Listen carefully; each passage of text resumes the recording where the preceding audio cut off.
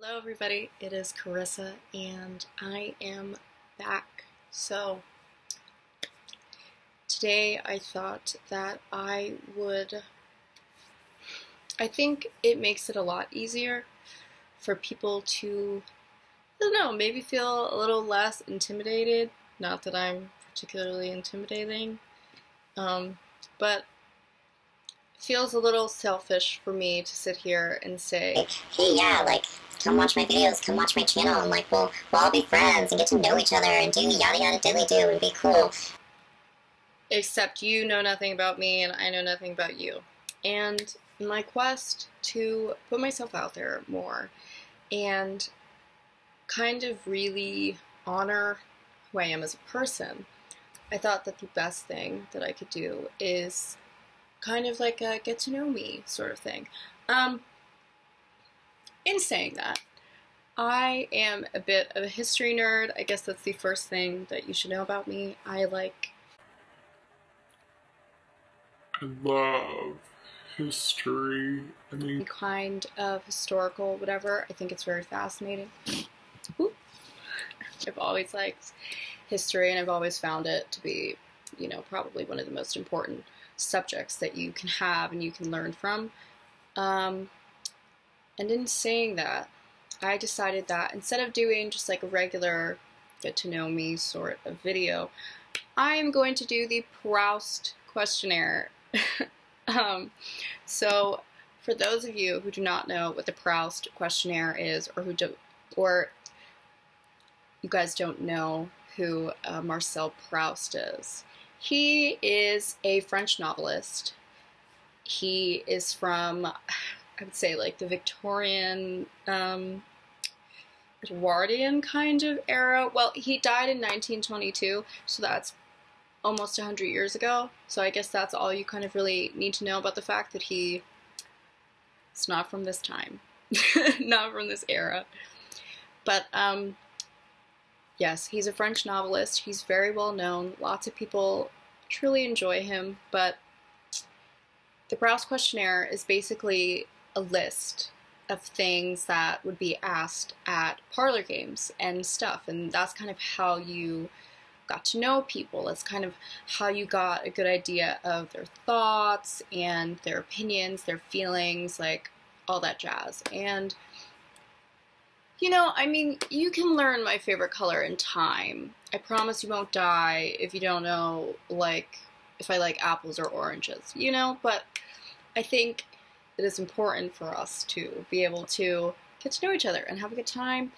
And I didn't want to do something that I felt was tedious or boring, and probably, especially if you don't know me, we're new. We're kind of in the dating stage of friendship. Just getting to know each other, kind of want to wine and dine each other a little bit, showcase our best traits, make it a little more appealing. You know what I'm saying? It's a process. So we're in the dating stage of friendship right now. We're getting to know each other. And I hate small talk and I hate superficial things. So instead of doing my favorite color and do I have siblings and stuff like that, you'll learn about it in time. That's what happens. That's what makes any kind of relationship or friendships or whatever it is interesting. I'm going to do the Proust questionnaire and we're going to get a little deep, a little, fun. Well, I find it fun, but once again, I am a bit of a history nerd, so if you don't find that fun, I'm sorry. Maybe if I put out another video soon, you'll be able to skip this one. I'm not going to answer every single one because it's a lot of questions, and I'm not, once again, technologically savvy. I'll try my best to edit this video in some kind of way so that you don't have to sit there and watch me lose my train of thought and feel confused or, whatever it is, and repeatedly say, don't need that, right? So I will do my best. I'm going to answer some of the questions, and yeah, hopefully you get to know me a little bit more. Hopefully this helps you feel, more comfortable and more at ease with me, and maybe knowing a little bit about me will have you want to join in on, I guess, a little bit of this self-discovery thing that I'm trying to do here. I know it sounds a little wonky. It is a little wonky, but we're just gonna try it out. We're gonna try it out. Okay, so the first question is, what is your idea of perfect happiness? I would say my idea of perfect happiness is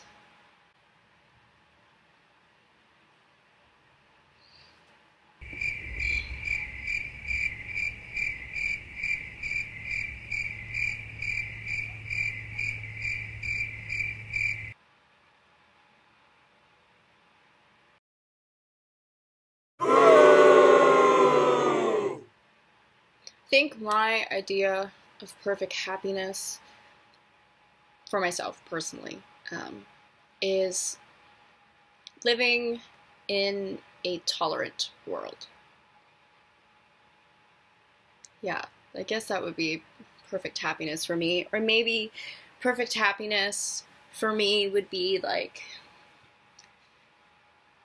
sitting by a body of water and listening to like records, or driving in a car. Oh, I love driving. I don't know how to drive, but I love being in a car and listening, going on long drives. You have the windows down, all types of times at night. You're listening to music, you're talking. Oh, I love that. That's probably maybe my idea of perfect happiness. Like maybe a tolerant world, definitely.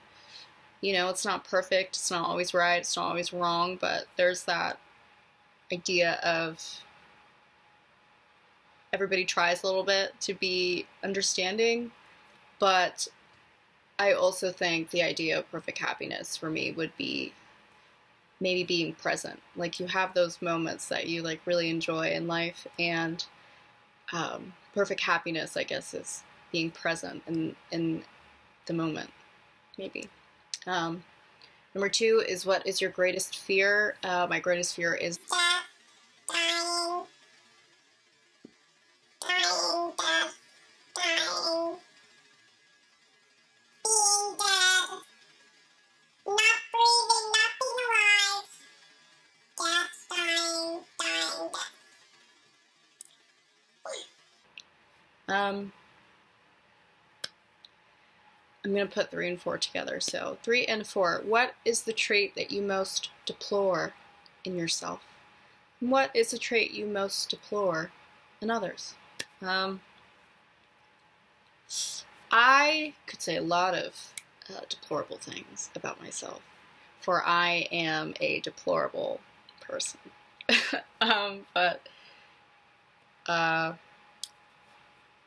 Gosh, I'm like, there's just so many. Like, how can I think of all of the ones when there are just so many? I would say that I'm a very contradictory person. I'm gonna say that right then and there. My personality is very like, you know, like I said, a contradiction. I'm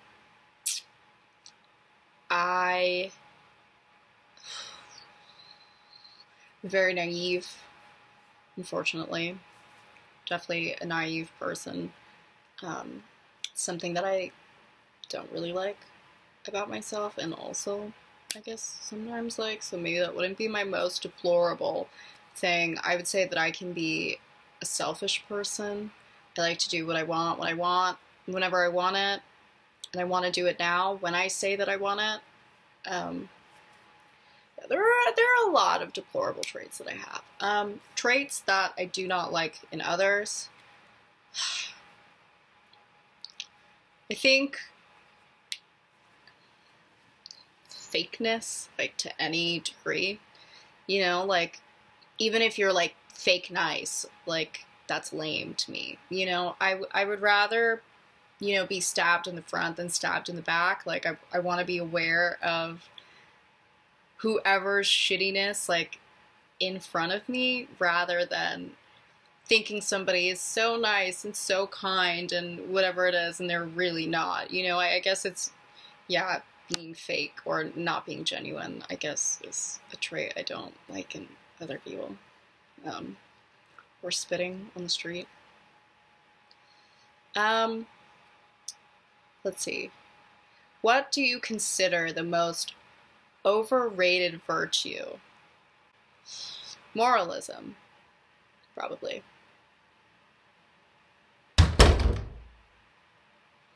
Let's see. Which words or phrases do you most overuse? People make fun of me for how I speak because I say weird things. It's not something that I do on purpose. It is just my way of being. I would say I say funky a lot. I would say funky a lot. I say snazzy a lot. Yeah.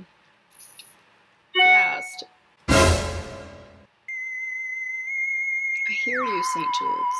I know. Yeah, I guess funky and like snazzy, or like, I don't know. Sometimes I feel like I live my life in some weird 70s fantasy, even though I'm not consciously trying to do it. It's just something that occurs, and, you know, yeah. Or I say okie dokie a lot. Like I'm 12. Which talent would you most like to have? I think talent that I would most like to have. This is hard. Discipline. I think discipline is a talent, and I struggle with being disciplined. I'm a very all or nothing kind of gal. So, let's see. What is my most treasured possession? I'm not particularly materialistic, but I do have a memories box. Nobody touches it. No one goes through it. It is mine, and it's just, I guess, the tiniest little sentimental part of my heart where I just keep things that I find whatever special and nice and really made me, you know, happy in some kind of way. Let's see. What do you regard as the lowest depth of misery? I think the lowest depth of misery is pretending to be something or someone that you're not.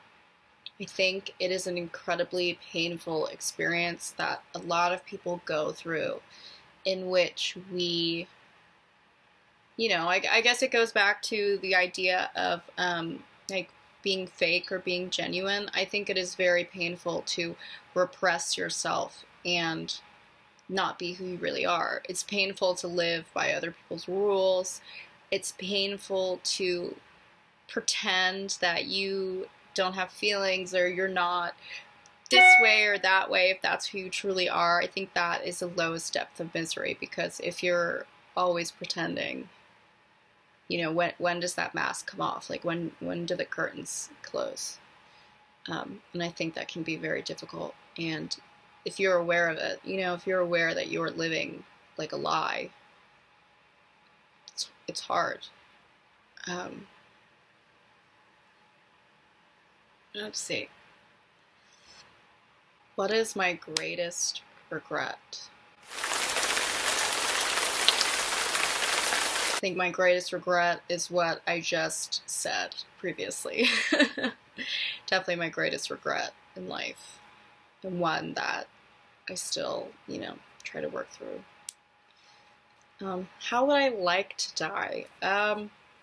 Once again, I'm a very all or nothing person, so I would probably like to die either in a very peaceful way, like my sleep or something, or in like a really awesome kind of way, where it's like, it happens just like that and it's painless. Both ways are kind of painless, so maybe I would like to die in a painless way.